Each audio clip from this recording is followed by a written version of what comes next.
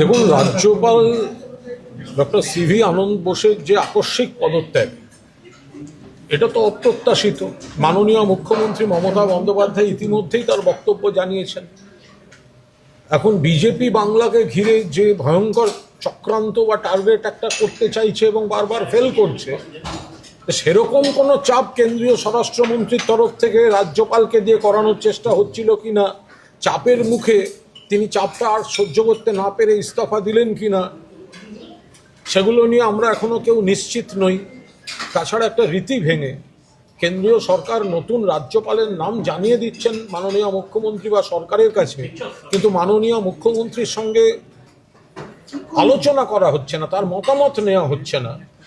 এটা সম্পূর্ণ অগণতান্ত্রিক ফ্যাসিবাদী মনোভাব নিয়ে বাংলার প্রতি এই ধরনের আচরণ চালিয়ে যাচ্ছেন কেন্দ্রীয় স্বরাষ্ট্রমন্ত্রী। এই বিষয়ে আমাদের দলের শীর্ষ নেতৃত্ব আরও বিস্তারিত খোঁজখবর নিচ্ছেন।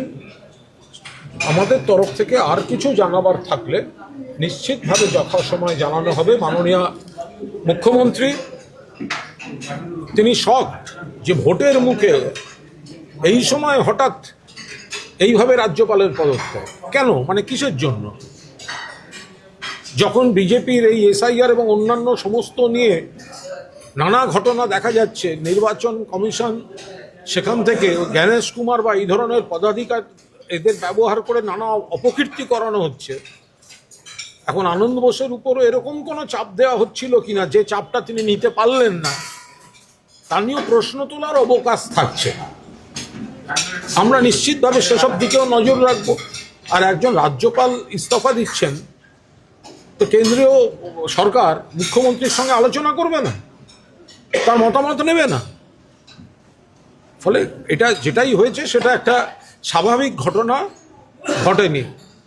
দিনের শেষে যে রাজ্যপালকেই পাঠিয়ে থাকুক কেন্দ্র রাজভবনে, সেই রাজ্যপালকেই কিন্তু মুখ্যমন্ত্রী হিসেবে মমতা বন্দ্যোপাধ্যায়কে শপথ বাক্যটা কিন্তু পাঠ করাতে হবে। এটা যেন অমিত শাহ মনে রাখে। বলছি, এই যে রাজ্যপালের যারা হচ্ছে রিসেন্টলি দেখা যাচ্ছে তারা কেউ ট্রাম শেষ করার আগেই তারা চলে যাচ্ছেন, এবং যে চাপের অভিযোগ এখন করছেন এটা আগের রাজ্যপালের ক্ষেত্রেও আপনারা করেছিলেন। এর সাথে প্রমাণিত। এর আগে ছিলেন ধনখড়, জগদীপ ধনখড়।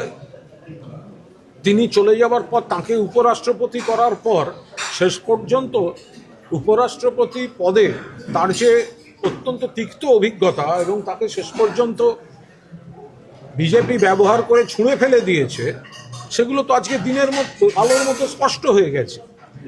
ফলে আমরা খোঁজ নিচ্ছি, সেগুলো আমরা নিশ্চিতভাবে খোঁজ নিচ্ছি যে ডক্টর সিভি আনন্দ বোস, তাকে হঠাৎ এইভাবে, আমরা তার সুস্থতা কামনা করি তিনি যদি অসুস্থ থাকেন, কিন্তু তার মানে এই নয় যে ভোটের মুখে হঠাৎ রেজিগনেশন। যে মানুষটি ঘুরছেন, কর্মসূচি নিচ্ছেন, বৈঠক করছেন, তিনি হঠাৎ ভোটের মুখে ইস্তফা, এতে তাকে ইস্তফা দিতে বাধ্য করা হচ্ছে কিনা সেটাও খোঁজ নিয়ে দেখতে হবে। দিল্লিতেই আছে, আমি বলছি তো, এতই অসুস্থ যিনি প্লেন ধরে দিল্লি যেতে পারলেন, এতই অসুস্থ যিনি, তার ইস্তফাটার জন্য তার আগে তার কোনো রকম অন্য কোনো প্রতিক্রিয়া পাওয়া গেল না।